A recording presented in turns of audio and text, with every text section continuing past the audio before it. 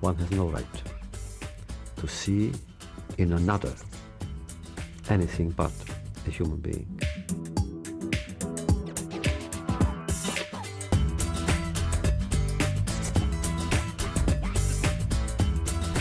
Life is a moderately good play with a badly written third act.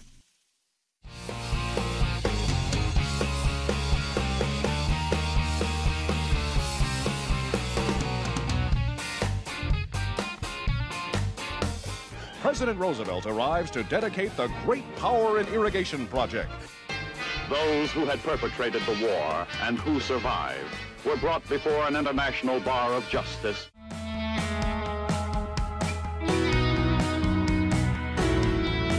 I don't know what we're doing here.